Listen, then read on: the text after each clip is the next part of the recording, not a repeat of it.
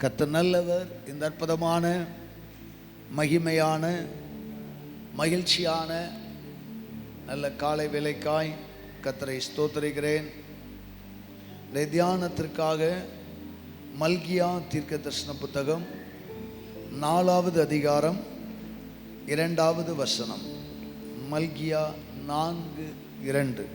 ஆனாலும் என் நாமத்துக்கு பயந்திருக்கிற உங்கள் மேல் நீதியின் சூரியன் உதிக்கும், அதன் செட்டைகளின் கீழ் ஆரோக்கியம் இருக்கும். நீங்கள் வெளியே புறப்பட்டு போய் கொழுத்த கன்றுகளைப் போல வளருவீர்கள். ஆனாலும் ஆனாலும் என்று ஒரு புள்ளி வச்சாலே ஏதோ ஒரு சம்பவத்தை சொல்லிட்டு தான் அந்த வாக்குத்தத்தத்தை கர்த்தர் தருகிறார். அல்லேலூயா. அன்பு தேவ பிள்ளைகளே, இந்த அற்புதமான மாதத்தில் ஆண்டவர் நமக்கு கொடுத்த வாக்குத்தத்தம், என் நாமத்துக்கு பயந்திருக்கிற உங்கள் மேல் நீதியின் சூரியன் உதிக்கும், அதன் செட்டைகளின் கீழ் ஆரோக்கியம் இருக்கும். அல்லேலூயா. ஆண்டவர் நல்ல ஒரு அருமையான வாக்குத்தத்தங்களை கொடுக்கிறார். ஆனால் அதற்கு முந்தின பகுதியில் ஒரு சிறிய வார்த்தை வைக்கிறார். ஆனாலும் அப்படின்னா என்ன அர்த்தம்? முதல் வசனத்தை வாசித்தால் விளங்கிக் கொள்ளலாம்.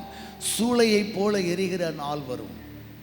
ஒரு நாள் வரும், இந்த தேசம் சூளையை போல எரிகிற நாள் வரும். சூளையில் எப்படி எரிகிறதோ அதே போல எரிகிற காட்சிகளை நாம் கடந்த காலங்களில் டெலிவிஷனில் பார்த்தோம். இஸ்ரவேல் பற்றி எரிகிறதை, இஸ்ரவேலின் பழைய நிலைமைகளை வீடியோ காண்பித்து அதே கட்டடங்கள் எப்படி இருக்கிறது என்பதை காண்பிக்கிறார்கள். சூளையை போல எரிகிறது. ஈரானில் சில கட்டடங்கள் சூளையை போல எரிகிறது. காசா பகுதிகளில் எரிகிறது. பல இடங்களில் சூளையை போல எரிகிறது. கர்த்தர் சொல்லுகிறார், சூளையை போல எரிகிற நாள் வரும். அப்பொழுது அகங்காரிகள் யாவரும், அக்கிரமம் செய்கிற யாவரும் துரும்பாயிருப்பார்கள். நான் தான் பெரிய வல்லவன், நான் தான் பெரிய கெட்டிக்காரங்கிறவன்லாம் பெரிய 16 mm ராடெல்லாம் துருபிடிச்ச 6 mm போல மண்ணுக்கு மண்ணாக துரும்பாய் போய்விடுவார்கள். துரும்புன்னா என்னன்னு தெரியும்ல? சில பெரிய கம்பியாக இருக்கும்ல, சைஸ் கம்பியாக இருக்கும். அப்படியே ஒரு 6 மாதம் மண்ணில் போட்டுட்டு எடுக்காமல் விட்டீங்கன்னா அது அதே சைஸில் இருக்கும். அதே 16 mm சைஸில் தான் இருக்கும். ஆனால் தட்டுனீங்கன்னா பொழு பொழு பொழுன்னு விழும், ஒடிச்சிடலாம். துரும்பாய் போய் விடுவார்கள். ஆண்டவர் சொல்லுகிறார், அக்கிரமம் செய்கிற யாவரும் துரும்பாய் இருப்பார்கள். அடுத்து வரப்போகிற அந்த நாள் அவர்களை சுட்டரிக்கும், அது அவர்களுக்கு வேரையும் கொப்பையும் வைக்காமற் போகும் என்று சேனைகளின் கர்த்தர் சொல்லுகிறார். ஆனாலும் என் நாமத்துக்கு பயப்படுகிற உங்கள் மேல நீதியின் சூரியன் உதிக்கும், அதன் செட்டைகளின் கீழ் ஆரோக்கியம் இருக்கும். அப்படின்னா என்ன அர்த்தம்? கர்த்தருக்கு விரோதமாய் எழும்புகிறவர்கள், கர்த்தருடைய நாமத்தை அசட்டை செய்கிறவர்கள், கர்த்தருக்கு பயப்படாமல் வாழ்கிறவர்கள், என்னால் எதையும் சாதிக்க முடியும் என்று சொல்லுகிறவர்கள், என் ஞானத்தினால் நான் பிழைத்தேன், என் ஞானத்தினால் நான் சம்பாதித்தேன், என் பலத்தினால் கடந்து போகிறேன் என்று சொல்லுகிற மக்களெல்லாம் துரும்பை போல ஆகிவிடுவார்களாம். துரும்பை போல. இந்த கடைசி காலத்தில் அநேக கிறிஸ்தவர்கள் துரும்பை போல மாறிக்கொண்டிருக்கிறதை காண்கிறேன். அவைகளையெல்லாம் இந்த பலிபீடத்தில் சொல்லுவது நேர்த்தியாக இராது, நேர்த்தியாக இராது. அநேகருடைய பெருமைகளினால் குடும்பம் துரும்ப போல இருக்கு. வெளியே பார்க்க நல்லா இருக்குங்க, வெளியே பார்க்க அதே வீடு, அதே பிஸ்னஸ், அதே செழிப்பு போல இருக்கு. ஆனால் ஒடிச்சு பார்த்தா ஒன்றுமே இல்லை. மனம் முடைந்த நிலையில், உள்ள முடைந்த நிலையில் வாழ்கிறார்கள். இத்து போன நிலையில் வாழ்கிறார்கள். நெருங்கி போய் கேட்டால் தான் தெரியும். ஏன்னா நீங்கள் அநேக குடும்பங்களோடு நெருங்க வாய்ப்பில்லை. நாங்கள் நெருங்கி பழகிறோம். வெளியே பார்க்க நல்ல காரு, நல்ல பங்களா, நல்ல வசதி, நல்லா இருக்கிற மாதிரி தான் இருக்காங்க. அவங்களுக்கு ஜெபம் பண்ண நாங்கள் கடந்து செல்லும்போது அவர்கள் பிரச்சனைகளை சொன்னால் போதும், ஐயோ அழுவதற்கு கண்ணீர் இல்லை என்கிற நிலைக்கு நாங்கள் அழுகிறோம். அவ்வளவு பாடுகளை இந்த உலகம் சம்பாதித்திருக்கிறது. அவ்வளவு கஷ்டங்களை மக்கள் அனுபவிக்கிறாங்க, வேதனைகளை அனுபவிக்கிறாங்க. துரும்பை போல தான் இருக்கிறாங்க.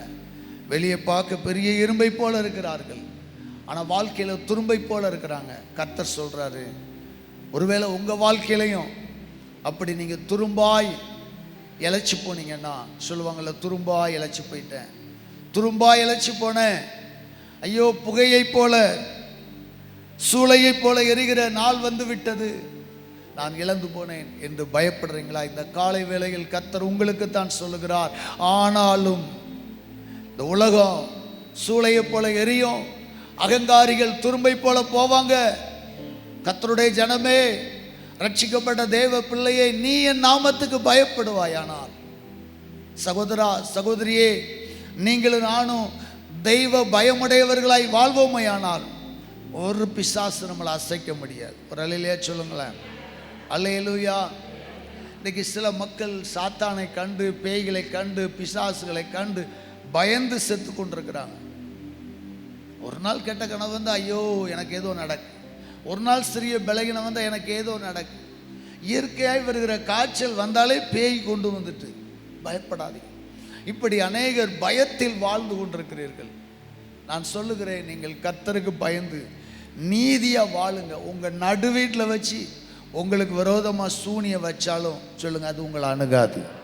ஒரு அலையிலேயே சொல்லுங்களேன், ஒருபோது அணுகாது. ஏன்னா அவர் நாமத்துக்கு நீங்கள் பயந்துருந்தீங்கன்னா என்ன உண்டாகுமா? நீதியின் சூரியன் உதிக்கும், நீதியின் சூரியன் உதிக்கும். சின்ன பலகீனம், சின்ன கஷ்டம், உடனே சாத்தானுக்கு மகிமை செலுத்தாதீங்க. கடந்து போகும். இவைகளெல்லாம் வாழ்க்கையில் வந்து கடந்து போகும். கர்த்தருடைய பிள்ளைகளை ஆண்டவர் சொல்லுகிறார், என் நாமத்துக்கு பயந்திருக்கிற உங்கள் மேல் நீதியின் சூரியன் உதிக்கும், அதன் செட்டைகளின் கீழ் ஆரோக்கியம் இருக்கும். தியானிக்கலாமா? முதலாவதாக இந்த வார்த்தையை கர்த்தர் இந்த மாதத்திற்காய் வாக்குத்தத்தத்துக்கு தரும்போது நான் ஆண்டவரிடத்தில் கேட்ட ஒரே கேள்வி அதுதான். ஆண்டவரே, செட்ட சூரியன் உதிக்கணும்னா என்ன செய்யணும்? சூரியன் உதிக்கணும்னா என்ன செய்யணுமா?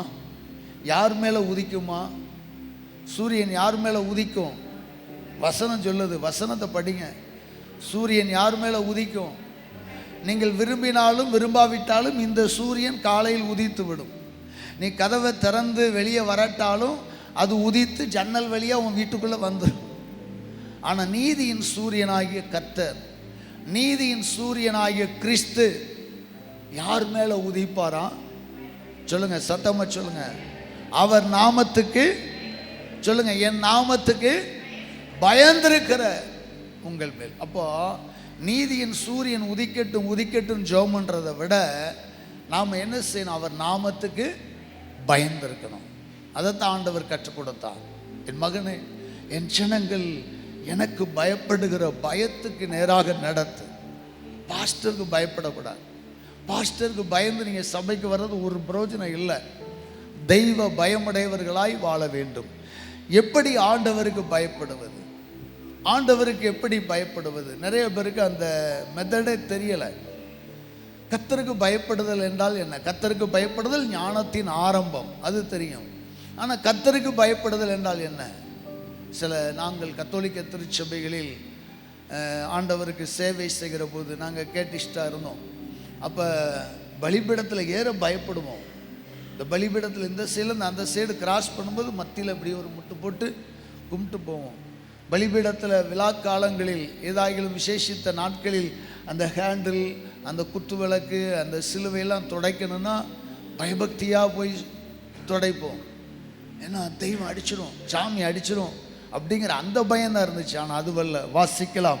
கர்த்தருக்கு பயப்படுகிற பயம். நம்பர் 1, முதலாவதாக லேவியராகமம் புத்தகம் 19வது அதிகாரம் 32வது வசனத்தில் ஒரு வார்த்தை சொல்லுகிறது. எனக்கே ஆச்சரியமாக இருந்துச்சு. என்ன ஆண்டவரே, இதுதான் கர்த்தருக்கு பயப்படுகிற பயமா? லேவியராகமம் 19:32. நரைத்தவனுக்கு முன்பாக எழுந்து முதிர் வயதுள்ளவன் முகத்தை கனம் பண்ணி உன் தேவனுக்கு பயப்படுவாயாக, நான் கர்த்தர். Praise God. அல்லேலூயா. பக்கம் 152 பழைய ஏற்பாட்டில் லேவியராகமம் புத்தகம் 19வது அதிகாரம் 32வது வசனம். தெய்வ பயம் என்றால் என்ன? ஏனென்றால் நம் முன்னதாக தெய்வம் வந்து நிற்கல, கர்த்தர் சரீரத்தில் வந்து நிற்கல.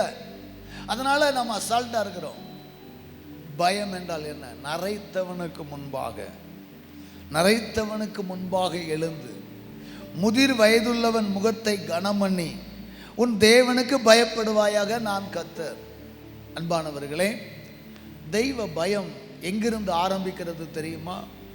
நீங்கள் உட்கார்ந்துட்டு இருக்கிறீங்க, பக்கத்தில் ஒரு வயசானவர் வாராரு, சேர்லேன்னு பார்க்காரு, டக்குன்னு ஐயா உட்காருங்க ஐயா. இதுதான் தெய்வ பயமா? அல்லையா சொல்லுங்களேன். நான் ஒரு முறை மேலப்பாளையத்துலேருந்து ஊழியத்துக்கு போயிட்டு வாரேன். ரொம்ப டயர்டாக தான் இருந்தேன். என்ன பிரசங்கம் முடிச்சு இங்கே முடித்து அடுத்து அங்கே முடித்து நைட்டு வாரம் டயர்டாக தான் இருந்தேன். ஆனால் ஒரு வயதானவர் என் அருகில் நின்று கொண்டிருந்தார். என்ன, அவர் ஒரு கத்தோலிக்க குருவானவர். வடக்குன்னு இருந்துச்சு, ஐயா உட்காருங்க. இல்லை பிரதர் உட்காருங்க என்னார். ஏன்னா என்னை விட திடகாத்திரமான எத்தனையோ வாலிபர்கள் யார் இருந்துக்கலாம் இருந்துச்சேன். அவர் இல்லை நீங்கள் உட்காருங்கன்னு உட்காரவே மாட்டேனார். இல்லை பரவாயில்ல நான் நிற்கிறேன், எனக்கு பலன் இருக்குனார். இல்லையா நீங்கள் ஒரு மூத்தவங்க, ஒரு தெய்வ மனுஷன், உட்காருங்க. அப்போ தான் நீங்கள் யாருன்னு கேட்டால் நானும் பாஸ்டர்னேன். அப்படியா, வெரி குட். இவ்வளோ தாழ்மை என்னார். ஒருவேளை தாழ்மையாய் வாழ்வதற்கல்ல பெரியோர்களை நாம் கனம் பண்ணும்போது கர்த்தர் நமக்கு அந்த பலன் தருவார். செய்து பாருங்கள். பெரியோர்களை கனம் பண்ணுதல் கர்த்தருக்கு பயப்படுற பயம். இன்றைக்கு பார்த்தீங்கன்னா சாலைகளில் சில விபத்துக்களை, சில போராட்டங்களை நான் பார்க்கிறேன். சில வாலிபர்கள் வண்டியை தாறுமாறாக ஓடுறாங்க. அப்போது ஒரு பெரியவர், தம்பி பார்த்து போகக்கூடாதான்னா உடனே சூனா அப்படின்னா அசிங்கமாக கெட்ட கெட்ட வார்த்தையால் பேசுகிறான் ஒரு இளைஞன். கண்ணால் பார்த்தேன். தகப்பனுடைய வயதுக்கு மேலானவர்களை அவ்வளவு அவமரியாதையாக பேசுகிறான். நிச்சயமாய் சொல்லுகிறேன், இவர்கள் வாழ்க்கை முதிர் வயது வரை இருக்க மாட்டார்கள். ஒரு காலத்தில் கிராமத்துலலாம் நாங்கள் விளையாடும் போது நாங்கள் ஏதாவது தப்பு பண்ணிகிட்டு இருப்போம். சிலரும் சிகரெட்டை குடிப்போம், கட்டைப்பீடி எடுத்து களவாண்டு குடிச்சிட்டு இருப்போம். ஆமாம், அப்படிலாம் செய்யும்போது எங்கள் அப்பா இல்லை, எங்கள் ஊரில் வயசுக்கு மூத்த ஒரு பெரிய ஆள் யார் வந்தாலும் சரி கீழே போட்டுட்டு ஒன்றும் தெரியாத மாதிரி நிற்போம். அவர் யாராக இருந்தால் எனக்கு என்ன அப்படிலாம் இல்லை, யாரோ ஒருவர் என் குடும்பத்தை சாராதவர், ஆனால் ஊரில் பெரியவர், பயந்துருக்கிறோம். அன்பானவர்களே, ஆனால் இப்போ இருக்கிற ஜெனரேஷனில் அந்த பயங்கள் இல்லை. இப்போ இருக்கிற ஜெனரேஷனில் அந்த தெய்வ பயம் இல்லாமல் இந்த உலகம் போய்கொண்டிருக்கிறது. நரைத்தவனுக்கு முன்பாகன்னா இளநரை வந்துருச்சு, அந்த நிறையல்ல. மொத்தத்தில் ஆண்டவருடைய வார்த்தை என்ன சொல்வது? மூப்பர்களுக்கு முன்பாக, சபையில் உனக்கு மூத்த விசுவாசிகளுக்கு முன்பாக, உனக்கு போதிக்கிற போதகருக்கு முன்பாக, உனக்கு புத்தி சொல்லுகிற ஒரு மூத்த விசுவாசிக்கு முன்பாக எழுந்து நில் என்றால் அட்டென்ஷனில் நிற்கிறதில்ல, அவர் கீழ்ப்படி. அதுதான் தெய்வ பயம். ஒரு அலையிலே சுலமா. இப்போ நம்ம ஆண்களைக்கு கூடுகை நடக்கிறது, கூட்டம் நடத்திட்டு இருக்கிறோம். இப்போ தம்பி குணசேர் இருக்கிறப்பல ஏதோ ஒரு தம்பி ஸ்தப் பண்ணுறடா, இப்படிலாம் செய்யாதடா, அதட்டுறாரு. இவர் என்ன அதட்டுறது? நோ, உன்னை விட வயசுக்கு மூத்தவராக இருக்கலாம், உன் வயசுக்கு சமமாக இருக்கலாம். ஒரு பொறுப்பில் இருக்கும்போது நாம் அதற்கு என்ன செய்யணும்? கீழ்ப்படியணும். அதுதான் தெய்வ பயம். அல்லேலூயா. தம்பி பிரவீன் இருக்கிறாப்புல ஊழியர் செய்கிறாங்க. அவங்க வயசை விட மூத்தவர்கள் நீங்கள் இருக்கிறீங்க. உங்கள் வீடுகளை சந்தித்து ஜெபிக்க வருகிறோம். அப்போது உங்கள் குடும்பத்தில் ஒரு தவறு நேரிடுகிறது. ஏக்கா இப்படிலாம் செய்யாதீங்க, ஆனால் இப்படி செய்யாதீங்க. என்னைக்கு கீழ்ப்படுறீங்களோ அதுதான் தெய்வ பயம். ஒருவேளை நரைத்தவனுக்கு முன்பாகன்னா கிழட்டு வயசானவங்களுக்கு முன்னாடி மட்டும் அல்ல, ஒரு ஆனரபிள் பேசர் உங்களுக்கு முன்பாக ஒரு முதிர் வயதுள்ள அனுபவம் உடையவர்கள், ஸ்பிரிச்சுவல் அனுபவத்தில் மூத்த விசுவாசிகள், மூத்த அண்ணமாரு, மூத்த அக்காமாரு, மூத்த அப்பாமாரு ஆலோசனை சொல்லுவதை எவன் கேட்கிறானோ அவன் தெய்வ பயம் உடையவன். அல்லேலூயா, அல்லேலூயா. நான் ஒன்று சொல்லட்டா, தெய்வ பயங்கிறது பெந்தகோஸ்தக்காரங்கிட்ட இல்லை. நிறைய குடும்பத்தில் பார்த்துருக்குறேன். ஃபார் எக்ஸாம்பிள், ஒரு மேரேஜ் நடக்குது. ஐயா டைம் ஆகிட்டு, சீக்கிரம் வாயா. அன்னைக்கெல்லாம் 7 மணிக்கு சர்ச்சில் தாலி கட்டுனா கரெக்டாக 6:45 வந்துடுவாங்க. ஃபாதர் 7க்குலாம் வந்துடுவார். லேட் ஆகிட்டுனா போயிடுவார். 2வது இன்னாசியர் மடத்துலேருந்து எங்களுக்கு வருவார். பொண்ணு மாப்பிள்ளை லேட் ஆகிட்டுனா கொஞ்ச நேரம் இருந்து பார்ப்பார். சரி நான் போகிறேன்டா, வந்ததுக்கப்புறம் சொல்லும்போது அப்புறம் வந்து 1/2 மணி நேரம் முட்டு போட்டதுக்கப்புறம் அவர் வருவார். ஆனால் பெந்தகோஸ்த சபைகளில் நாங்கள் காத்திருக்கிறோம். சில நேரங்களில் நாங்கள் பட்ட கஷ்டங்கள் ஆண்டவருக்கு தான் தெரியும். என் பிள்ளைங்க சின்ன பிள்ளைகளாக இருக்கும்போது சரி, 9 மணிக்கு ஸ்கூல் போகணும், 9 மணிக்கெலாம் கரெக்டாக வந்துடுவோம் பாஸ்ட்டாக இருப்பாங்க. அப்போ நான் என்ன பண்ணுவேன், ஸ்கூலுக்கு யாரையாவது பார்த்து அனுப்பி விட்டுட்டு 9 மணிக்கு கரெக்டாக இருப்போம், 10:30 வருவாங்க. என் மனைவி சொல்லுவாள், நீங்களே விட்டு வந்திருக்கலாம். சில நேரம் ஆள் இல்லாமல் ஆட்டோலாம் அனுப்பியிருக்கிறோம்.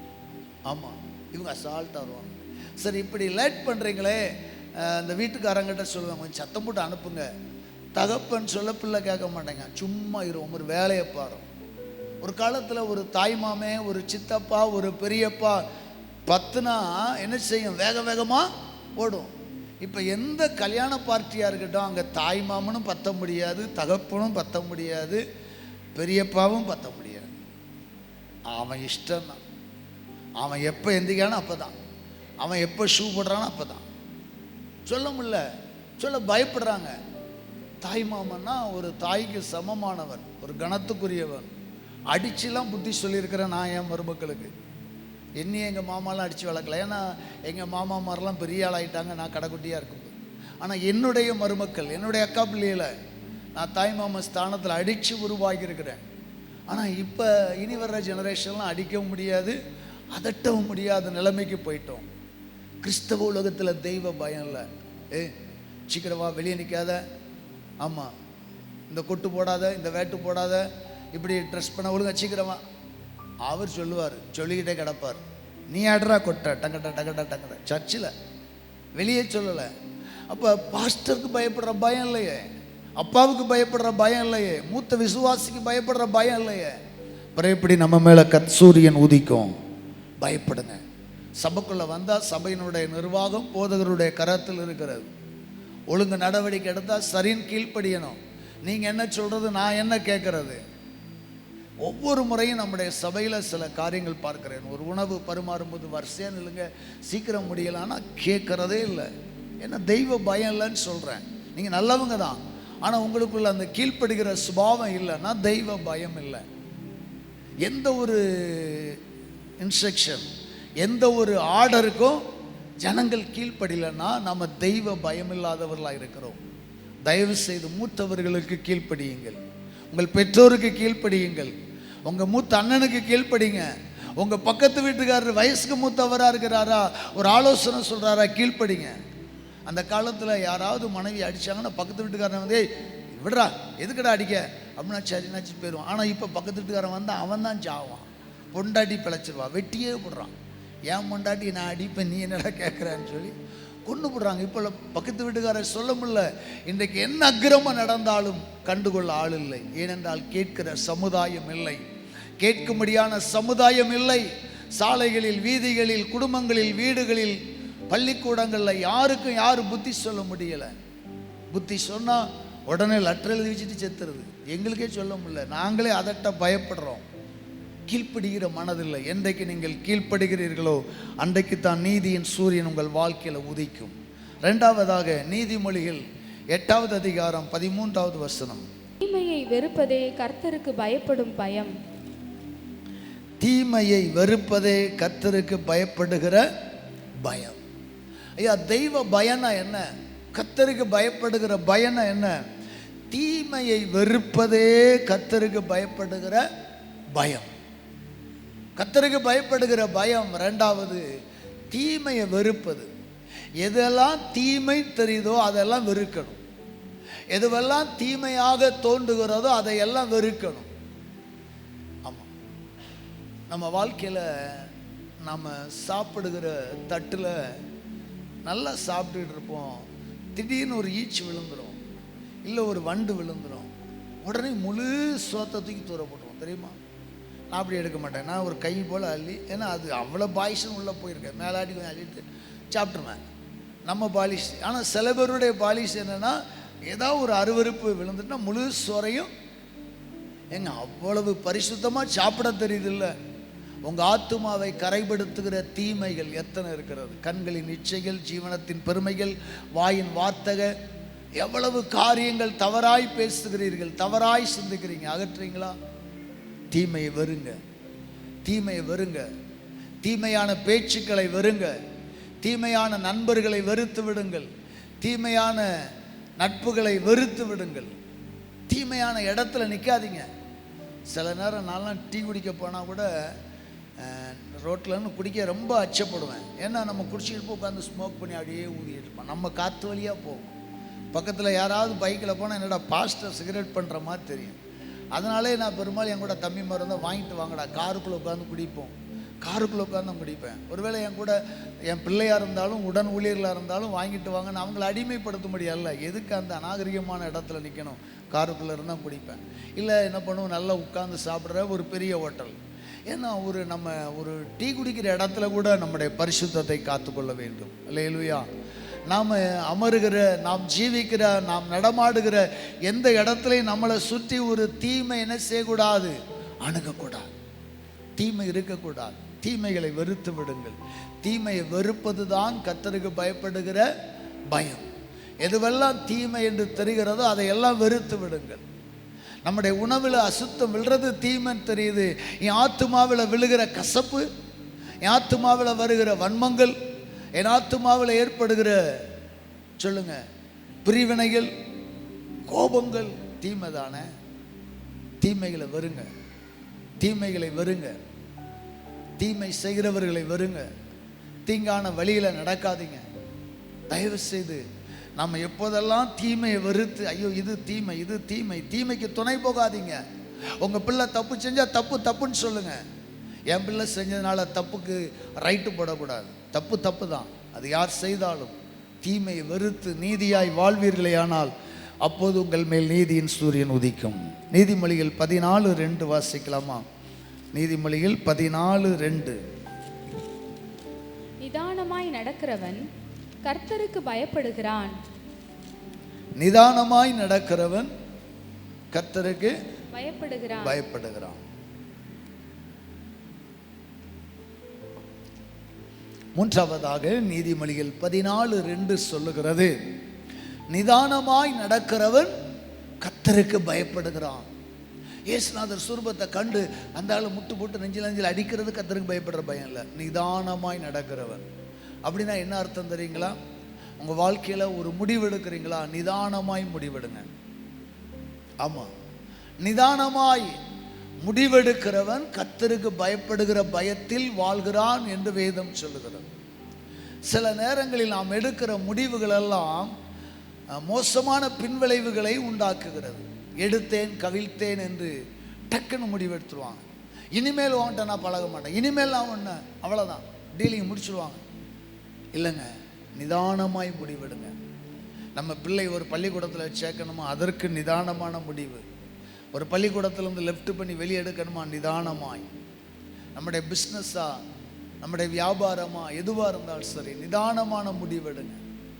சில நேரங்களில் சில பிள்ளைகள் ரொம்ப உணர்ச்சி பொங்க அன்பு செலுத்தினா உடனே பிள்ளைகளுக்கு அள்ளி கொடுத்துருவாங்க. ஒரு பிள்ளை கொடுத்து ஒரு பிள்ளை கொடுக்க மாட்டாங்க. ஆமாம், நயவஞ்சகமாய் பாசத்தை கொட்டுகிற பிள்ளைகளுக்கு நிதானம் இல்லாமல் கொடுத்துருவாங்க. அப்புறம் அந்த பிள்ளையினுடைய ரூபம் தெரியும். அதே போல் ஒரு பிள்ளை உங்கள் மேலே கோபமாய் பேசும். நீங்கள் பெற்ற பிள்ளைகளை ஒரு பிள்ளை உங்கள் மேலே வெறுப்பாக பேசும். வெறுப்பாய் பேசிவிட்டானே என்று சபித்து விடாதிருங்கள். நிதானமாக முடிவெடுங்க. ஏதோ ஒரு டென்ஷனில் பேசிட்டான். அப்போ நம்முடைய பிள்ளைகளுக்கு பனிஷ்மெண்ட் கொடுக்கும்போதும் நிதானமாக முடிவெடுக்கணும். நம்முடைய பிள்ளைகளை ஆசீர்வதிக்கும் போதும் நிதானமாய் முடிவெடுக்கணும். சபையில் ஒரு காரியம் செய்ய போகிறோமா, நிதானமாய் முடிவெடுங்க. நிதானமாய் முடிவெடுக்கிறவன் என்ன செய்வான் தெரியுமா? ஜெபம் பண்ணி முடிவெடுப்பான். அதைத்தான் சொல்லுது கர்த்தருக்கு பயப்படுகிறவன். நிதானமாய் முடிவெடுக்கிறவன் எதை செய்தாலும் அதை தன் தேவ சமூகத்தில் காத்திருந்து செய்கிறவனாக இருப்பான். நிதானமாக முடிவெடுங்க. தாவீது மரணமடைகிற காலங்களில் ஒரு பெரிய இராணுவ புரட்சி ஏற்படுகிறது. அதோனியா ராஜாவாகும்படி தீவிரம் காட்டுகிறான்.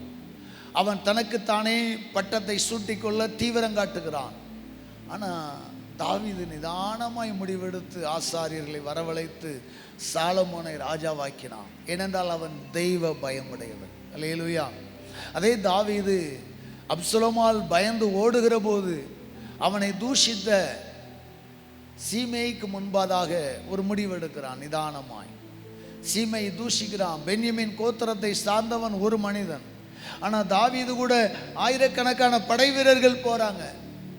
ஒரு படை வீரன் சொல்கிறான், தாவீது ராஜாவே சொல்லு, இந்த நாயை ஒரே குத்த குத்துறேன், வேண்டாம், என்னை தூஷிக்கும்படி கர்த்தர் அனுமதி கொடுத்துருக்கிறார். ஆண்டவர் அனுமதி கேட்டால் என்னை பேசவே முடியாது, விட்டுருன்றான். பார்த்தீங்களா எவ்வளோ அழகான முடிவு. இன்றைக்கு உங்கள் வாழ்க்கையில் எதிரான முடிவுகளை டக்கு டக்கு டக்குன்னு எடுத்துடக்கூடாது. எடுத்தால் நம்ம ராஜ்யம் நிலைக்காது. நிதானமாய் முடிவெடுங்கள். நிதானமாய் ராஜா முடிவெடுத்தான். வேண்டாம், விட்டுருனா. ஏன்னா கர்த்தர் சித்தெல்லாம் என்னை யாரும் தூஷிக்க முடியாது. அன்பானவர்களே, உங்களுக்கு விரோதமாய் அழிவுகளோ, உங்களுக்கு விரோதமாய் தூஷணங்களோ, உங்களுக்கு விரோதமாய் நிந்தைகளோ வரும்போது நிதானமாக முடிவெடுங்க. ஏன் வந்துச்சு? கிளிஃபோர்ட்னு ஒரு ஐயா ஊழியக்காரர் இருந்தார் முன்னாடி, இப்போ இறந்துருப்பார், வயசானவர். குடும்ப முகாம் நடத்தினார் ஒரு முறை.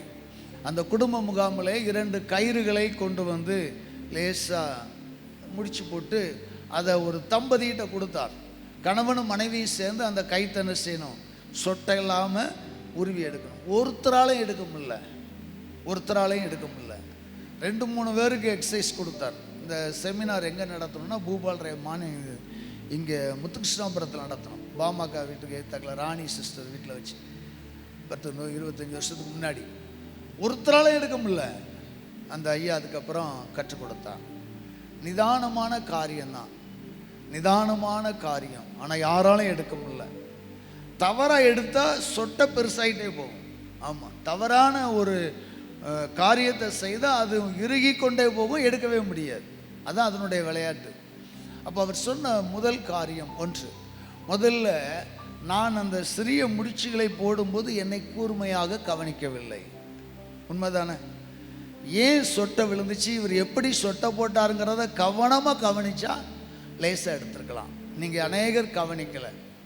நான் பேசிக்கிட்டே இருந்தேன், நான் ஒன்று செய்தேன், நான் பேசினதை கேட்டீர்கள், நான் செய்ததை நீங்கள் யாருமே பார்க்கலங்க. உண்மை. இன்னைக்கு நம்ம கண்கள் என்ன செய்கிறது? காண வேண்டியதை காண்பதில்லை, ஏதோ கேட்க வேண்டியதை கேட்கிறோம், எமோஷ்னல் ஸ்பீச் கேட்குறோம். ஆனால் நம்ம பார்க்க வேண்டியவைகளை பார்ப்பதில்லை.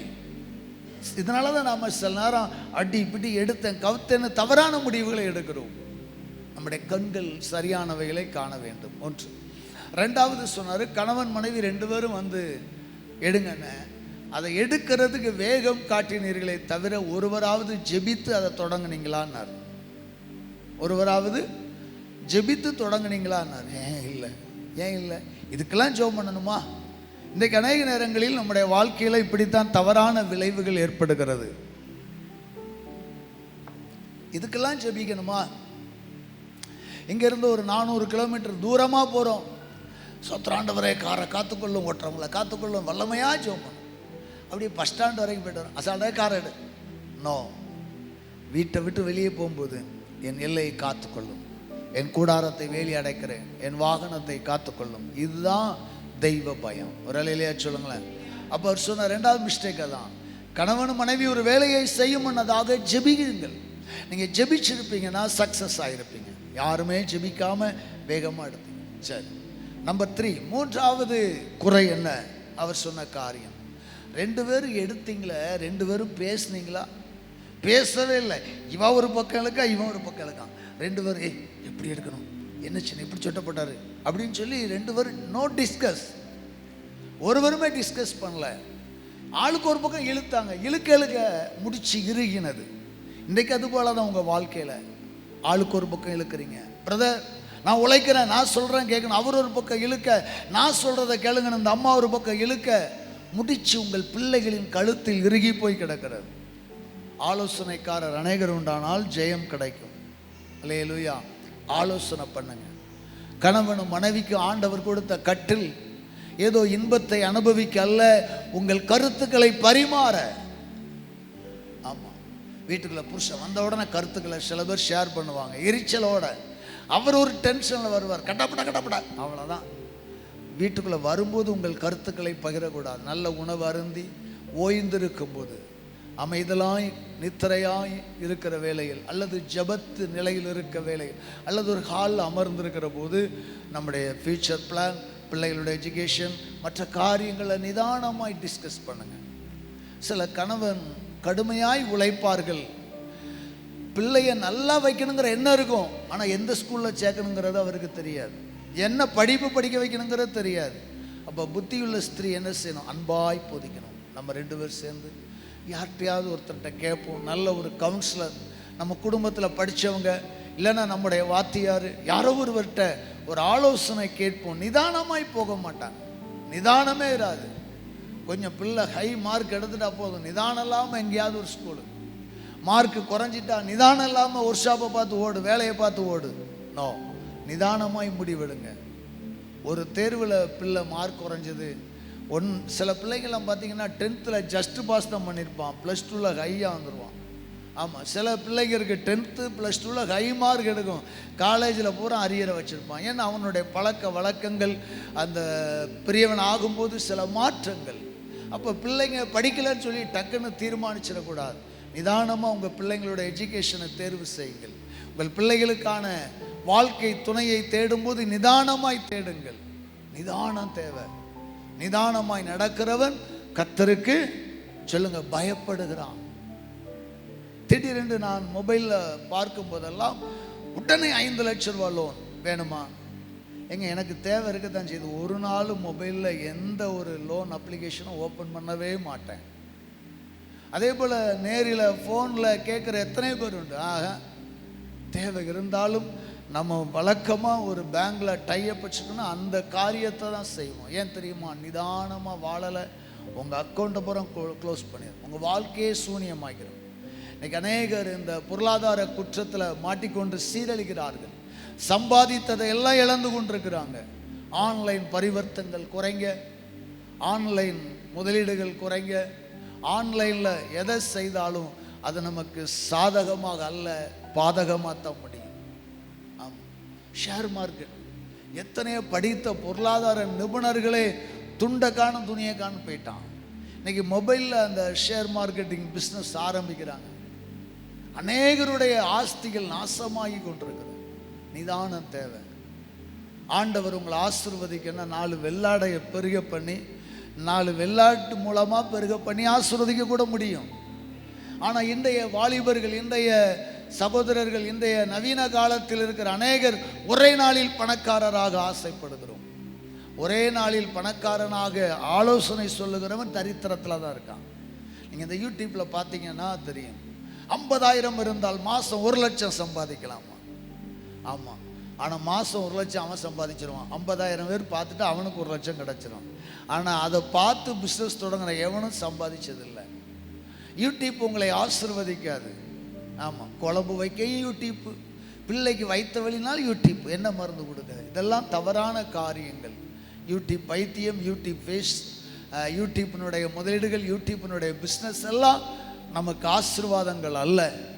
ஒரு சிறிய நாலேஜ் கிடைக்கலாம், ஆனால் நிதானமாய் செய்யுங்கள். முதலீடு செய்தாலும், வியாபாரம் செய்தாலும், பிள்ளையை படிக்க வச்சாலும், சேமித்தாலும், ஒரு இடம் வாங்கினாலும், ஒரு வீடு கட்டினாலும் நிதானமாய் செய்யுங்கள். நிதானமாக. உங்கள் கனவு எல்லாம் கட்டப்பட வேண்டுமா? மாதம் 5,000 இருந்தால் போதும், உங்களுக்கு வீடு கட்டி தருகிறோம். உங்கள் பத்திரத்தை முதல்ல வாங்கிடுவான், ரிஜிஸ்டர் பத்திரமே பண்ணிடுவான். 5,000 ரூபா மாதம் தோறும் கொடுக்கணும். ஒரு மாதம் கொடுக்கலன்னா 5,000 ரூபாய்க்கு 10,000 வெட்டி போடுவான்.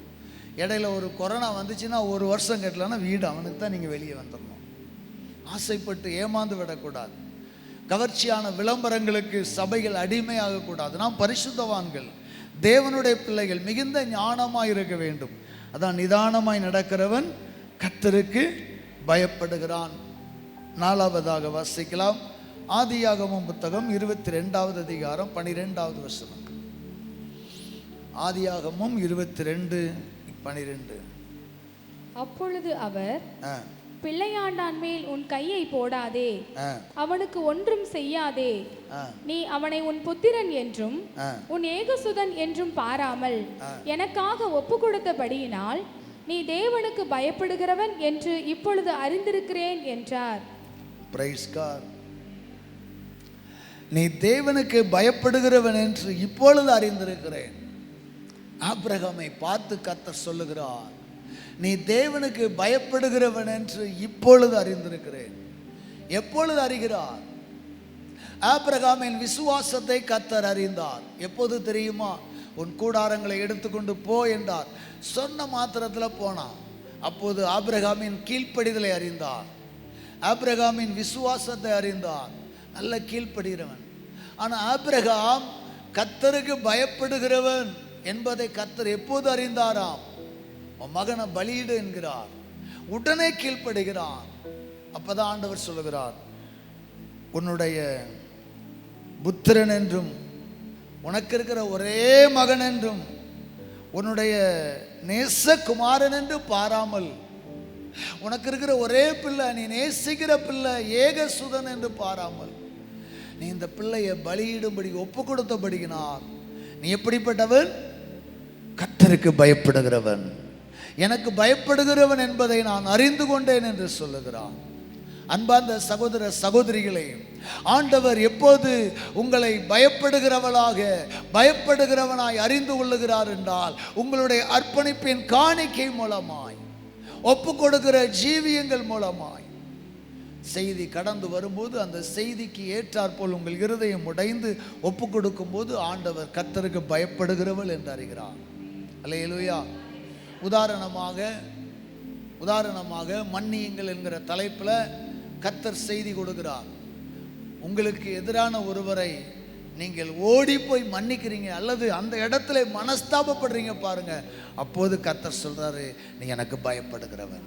அல்லேலூயா, அல்லேலூயா. அநேக மக்கள் நன்றி மறந்தவர்களாய் துரோகம் செய்கிறவர்களாய் இருக்கிறார்கள். கடந்த நாட்களில் சில கசப்பான அனுபவங்கள் வழியாக நான் கடந்து வந்தேன். ஆண்டவரே, நன்றி மறந்தவங்களா ஜனங்கள் இருக்கிறாங்களே, துரோகிகளாக இருக்கிறாங்களே. உண்மையிலே கிறிஸ்தவ உலகத்தில் இருக்கிற மாதிரி துரோகிகள் யாரும் இல்லை. கிறிஸ்தவ உலகத்தில் இருக்கிற மாதிரி நன்றி மறக்கிற மனுஷன் உலகத்தில் இல்லை. உலகத்தான் கூட நன்றியாக இருக்கிறான், நினச்சி பார்க்குறான். உலக மனிதர்கள் கூட என்னைக்கோ ஒரு நாள் செய்த நன்மையை நினச்சி பார்க்குறான். ஆனால் கிறிஸ்தவத்தில் யாருமே நினச்சி பார்க்கல, நன்றி மறந்தவர்களாக இருக்கிறாங்க. அழுது ஜெபிச்சுட்டு பைபிளை படிச்சுட்டு பலிபீடத்துக்கு முன்னாடி உட்காந்து பைபிளை வாசிக்கிறேன். ஆண்டவர் துரோகிகளுக்கும் யாருக்கு ஊழியம் செய்தாரா? துரோகிகளுக்கும் நன்றி மறந்தவர்களுக்கும் ஊழியம் செய்கிறார். ஆமாம், இயேசு கிறிஸ்துவின் ஊழியத்தை ஆண்டவர் கற்றுக் கொடுத்தார். எனக்கு தூக்கி வாரி போட்டுச்சு. ஆண்டவரே, என்னை மன்னிங்க. எவன் நன்றி மறந்தாலும் மறக்கட்டும், எவன் துரோகம் பண்ணாலும் பண்ணட்டும், அவனவன் கிரியைகளுக்கு அவனவனுக்கு கர்த்தர் அளிக்கும் பலன் வரட்டும். ஆனால் இவன் குணசேகர் நன்றி மறந்துட்டானேன்னு சொல்லி நான் இன்னொரு தம்பிக்கு நன்மை செய்யாமல் இருக்கக்கூடாது. ஆண்டவரே, நான் எதற்கு அழைக்கப்பட்டேனோ அதை செய்கிறேன் என்று ஒப்பு கொடுத்தேன். ப்ளீஸ் நல்லா கவனிங்க. இதுதான் தேவனுக்கு பயப்படுகிற பயம். நாம் வாசிக்கும் போது அந்த வசன பகுதி நம்மை உடைக்கும் போது உடனே கீழ்ப்படியணும். அல்லேலூயா, உடனே கீழ்ப்படியணும். ஆமாம், எனக்கு கசப்பாக இருந்த சில மனிதர்களோடு உடனே பேசி மீண்டும் என்னுடைய உறவுகளை நான் புதுப்பிக்கிறேன். ஏன் தெரியுமா? சரி, அவங்க சுபாவம் அதுதான், அவங்க கேரக்டர் அதுதான். ஆனால் கர்த்தருடைய ஆவியானவர், நீ நன்றி மறந்தவனுக்கும் துரோகிகளுக்கும் ஊழியம் செய். நான் அதைத்தான் செய்தேனார். எதுக்காக சொல்கிறேன்? ஆபிரகாமின் கீழ்ப்படிதலை கர்த்தர் எப்போது அறிகிறார்? ஆபிரகாம் கர்த்தருக்கு பயப்படுகிறவன் என்பதை தேவன் எதினாலே அறிகிறார்? ஆண்டவர் வார்த்தைக்கு முழுமையாய் கீழ்ப்படிந்து, பிள்ளை என்று பாராமல், ஒரே ஒரு பிள்ளை, தவறுந்து பெற்ற பிள்ளை, வாக்குத்தத்தம் பெற்று பிறந்த பிள்ளை, நீண்ட நாள் காத்திருந்து கர்த்தர் கொடுத்த பிள்ளை, அந்த பிள்ளையை பலியிட வர்றான். அதைத்தான் கர்த்தர் பார்க்கிறார். நீ உண்மையாகவே எனக்கு பயப்படுகிற பயமுடையவன். ஒரலிலே சொல்லுமா, உண்மையாகவே எனக்கு பயப்படுகிற பயமுடையவன் என்று ஆண்டவர் அவனை ஆசீர்வதித்தார். அன்பு தேவ மக்களே, மத்தேயு எழுதின சுவிசேஷம் 5வது அதிகாரம் 45வது வசனத்தில் நான் பழைய ஏற்பாட்டில் தெய்வ பயம், இப்படி பயப்படுகிறவர்கள் மேல் நீதியின் சூரியன் உதிக்கும் என்று பார்த்தோம். கர்த்தருக்கு பயப்படுகிற, என் நாமத்துக்கு பயந்திருக்கிற உங்கள் மேல் நீதியின் சூரியன் உதிக்கும் என்கிற காரியத்தை பார்த்தோம். கர்த்தருக்கு பயப்படுகிற பயம் 4 காரியங்களை பார்த்தோம். முதியோரை கனமண்ணுதல், தீமையை வெறுப்பது, நிதானமாய் நடப்பது, அவருக்காக அனைத்தையும் ஒப்பு கொடுப்பது கர்த்தருக்கு பயப்படுற பயம். ஆனால் புதிய ஏற்பாட்டில் இயேசு ஒரு அழகான வழி சொல்கிறாரு. பெஸ்டான ஒரு வழி, வெரி சிம்பிளான வழி. உன் வாழ்க்கையில் இருள் மாறி ஒரு சூரியன் உதிக்கணும்னா நீங்கள் என்ன செய்யணுமா? மத்தேயு 5:45. இப்படி செய்வதினால் நீங்கள் பரலோகத்தில் இருக்கிற உங்கள் பிதாவுக்கு புத்திரராய் இருப்பீர்கள். நீங்கள் பரலோகத்தில் இருக்கிற உங்கள் பிதாவுக்கு புத்திரராய் இருப்பீர்கள். அவர் தீயோர் மேலும் நல்லோர் மேலும் தமது சூரியனை உதிக்க பண்ணி. எதை? தமது தமது சூரியனை உதிக்க பண்ணி நீதி உள்ளவர்கள் மேலும் அநீதி உள்ளவர்கள் மேலும் மழையை பெய்ய பண்ணுகிறார். அல்லேலூயா சொல்லுவோம். பழைய ஏற்பாடு நிழல், புதிய ஏற்பாடு நிஜம். மல்கியாவில் சொல்றாரு, என் நாமத்துக்கு பயந்திருக்கிற உங்கள் மேல் நீதியின் சூரியன் உதிக்கும், அதன் செட்டைகளின் கீழ் ஆரோக்கியம் இருக்கும் என்று. புதிய ஏற்பாட்டில் இயேசு அழகா சொல்றார், உன் மேல நீதியின் சூரியன் உதிக்கணுமா? எப்படி செய்வதினால்? சொல்லுங்க, வசனம் எப்படி தொடங்குது? 45. இப்படி செய்வதினால். சொல்லுங்க மறுபடியும். நம்ம ஒரு கேள்வியை கேட்கணும், எப்படி செய்வதினால்? இதை செய்தால் உன்னை ஆசீர்வதிப்பேன் என்று சொல்லுகிறார். அப்ப எதை செய்ய வேண்டும்? இங்க தேவகுமாரன் இயேசு அழகா சொல்றார், இப்படி செய்தால் உன்மேல் நீதியின் சூரியன் உதிக்குங்கிறார். அப்ப எப்படி செய்யணுமா, எதை செய்யணுமா? 5:44 சொல்றாரு, நான் உங்களுக்கு சொல்லுகிறேன், உங்கள் சத்துருக்களை சிநேகியுங்கள், உங்களை சபிக்கிறவர்களை ஆசீர்வதியுங்கள், உங்களை பகைக்கிறவர்களுக்கு நன்மை செய்யுங்கள், உங்களை நிந்திக்கிறவர்களுக்காகவும் உங்களை துன்பப்படுத்துகிறவர்களுக்காகவும் ஜெபம் பண்ணுங்கள். இப்படி செய்வதினால் உங்க மேல நீதியின் சூரியன் உதிக்கும். இந்த வருஷத்துல, இந்த ஜூலை மாதத்துல ஒரு ஸ்பெஷல் கிஃப்டா தேவனுடைய சூரியன் உதிக்கும்படி ஜெபிங்க. சீனாவின் விஞ்ஞானிகள் செயற்கையாக ஒரு சூரியனை செய்கிறாங்களாம். இந்த சூரியனை விட எவ்வளவோ அதிகமா வெளிச்சம் இருக்குமா. அவன் அறிவு எங்க போகுதுன்னு பாருங்க, எங்க போய் அழிய போறான்னு தெரியல, சரியா? ஆனா நீ எந்த சூரியனை கண்டுபிடிச்சாலும், எவ்வளவு பெரிய ஹைமாஸ் லைட்டை கண்டுபிடிச்சாலும், அவைகள் உனக்கு ஆரோக்கியம் அல்ல. எதின் கீழ் ஆரோக்கியம் இருக்குமா? நீதியின் சூரியனின் கீழ் ஆரோக்கியம் இருக்கும். நீதியின் சூரியனுக்கு கீழாக செட்டைகளின் கீழ் என்ன இருக்கும்? ஆரோக்கியம் இருக்கும். ஒரு அல்லேலூயா சொல்லுங்க. அல்லேலூயா. கர்த்தர் சொல்லுகிறார், கர்த்தராகிய இயேசு சொல்லுகிறார், எப்படி செய்யும் போது சூரியன் உதிக்கும்? மறுபடி சொல்லுங்க, நான் உங்களுக்கு சொல்லுகிறேன், உங்கள் சத்துருக்களை சிநேகியுங்கள். கொஞ்சம் கஷ்டமா இருக்கும். ஆமா, இயேசுநாதர் சொன்னபடி வாழ்றது கஷ்டம் போல தான் இருக்கும். ஆனா கஷ்டப்பட்டு தான் வாழணும். உங்கள் சத்துருக்களை சிநேகியுங்கள். நிறைய பேர் கேட்குற கேள்வி தான், எப்படி முடியும்? ஒடிசாவில் குஷ்டரோகிகள் மத்தியில் ஊழியம் செய்து கொண்டிருந்த கிரகாம் ஸ்டூவர்ட், அவருடைய 2 பிள்ளைகள் பிலிப்பு, தீமோத்தேயு, அவர்கள் அர்மடா ஜீப்பில் ஊழியத்துக்கு போயிட்டு நைட்டு தாமதமாய் வந்து ஜீப்லேயே படுத்து தூங்கினார்கள். அதை அறிந்த தாராசிங் என்கிற ஒரு மனிதன், ஒடிசாவில் உள்ள ஒரு கும்பல், இரவோடு இரவாக தீயிட்டு எரித்தார்கள். அந்த கார்லே செத்து போனாங்க. பயங்கர கஷ்டம். 3 பேர் கொழுந்து விட்டு எறிந்தார்கள். பயங்கர கொந்தளிப்பு தேசம் எங்கிலும். அரசாங்கம் கைது செய்தது, கண் துடைப்புக்காக வழக்கு போட்டது. விசாரணையின் போது அருமையான அந்த தாயார் சொன்னார்கள், நீங்கள் என்ன சொல்ல விரும்புறீங்க? இவங்களுக்கு அதிகபட்ச தண்டனை என்ன கொடுக்க விரும்புறீங்க? நீங்க சொல்லுங்க. போது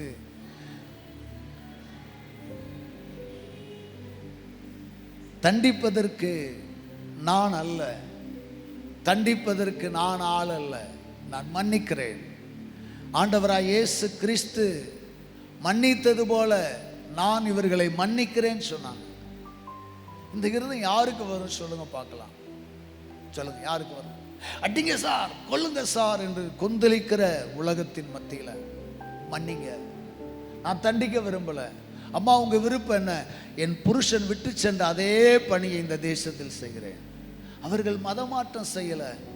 இந்துக்கள், இஸ்லாமியர்கள் யாரெல்லாம் குஷ்டரோகிகளாக இருந்தாங்களோ, குஷ்டரோகிகளை தேடி தேடி தேடி தேடி கொண்டு வந்து சுகமாக்கின ஊழியம் செய்தார்கள். அவர்களுக்கு கிடைத்த பரிசு, இந்த இந்திய நாட்டின் தீவிரவாதிகள் கொடுத்த பரிசு, 3 உயிரை எடுத்தார்கள். ஆனால் அந்த அம்மா சொல்லிச்சு, நான் மீண்டும் இந்த இடத்துல ஊழியம் செய்ய. இன்னைக்கு செய்கிறாங்க. இதுதான் சத்துருக்களை சிநேகிப்பது. நாம் சிநேகிக்க முடியுமா? ஒருவேளை நமக்கு எதிராய் தீங்கு செய்கிறவர்களை மன்னிக்க பழகுங்கள்.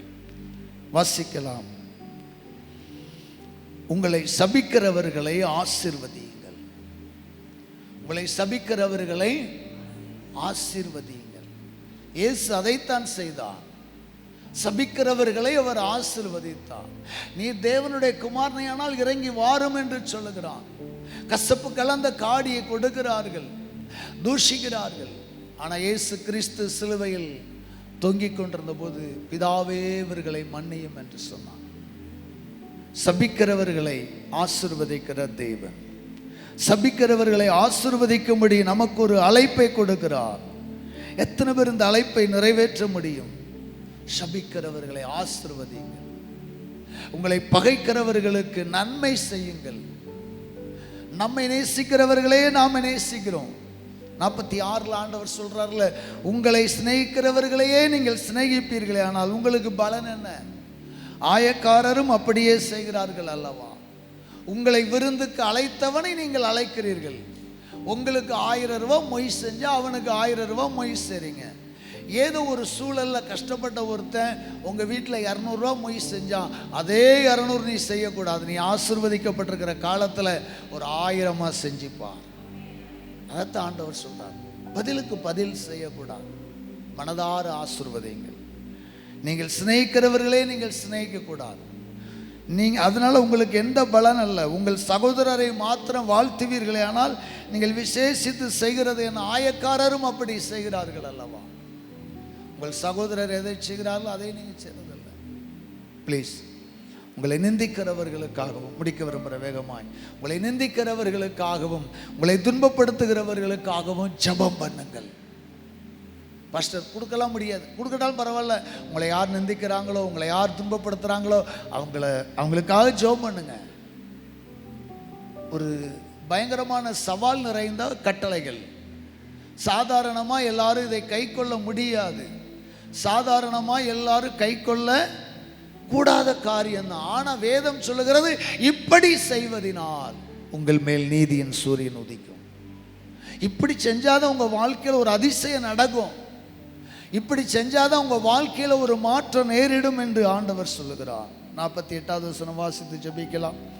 ஆகையால் பரலோகத்தில் இருக்கிற உங்கள் பிதா பூரண சர்க்குணரா இருக்கிறது போல நீங்களும் பூரண சர்க்குணரா இருக்க கடவீர்கள்.